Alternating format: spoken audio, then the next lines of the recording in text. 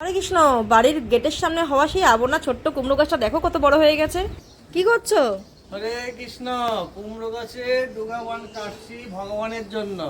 ভগবানের জন্য। এই ডোগা কুমড়ো গাছ বড় হয়ে গেছে, তাই কুমড়ো গাছের ডোগা এখন বেয়ে বেয়ে পড়ে যাচ্ছে।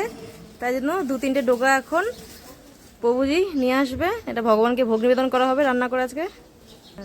কত সুন্দর নকনকা হরে ডোগা। কৃষ্ণ হরে কৃষ্ণ। ভগবানের জন্য গাছের কুমড়ো বিনা সারে। কুমড়ো না, কুমড়ো শাক। কুমড়ো শাক কুমড়ো শাক বিনা সারের আবো না।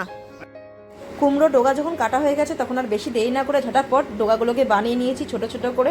আর তার পাশাপাশি আলু, বেগুন, কুমড়ো, কাঁচা লঙ্কা সেটাকেও ছোট ছোট করে আমি বানিয়ে নিয়েছিলাম কুমড়ো শাকের সবজি করবো বলে।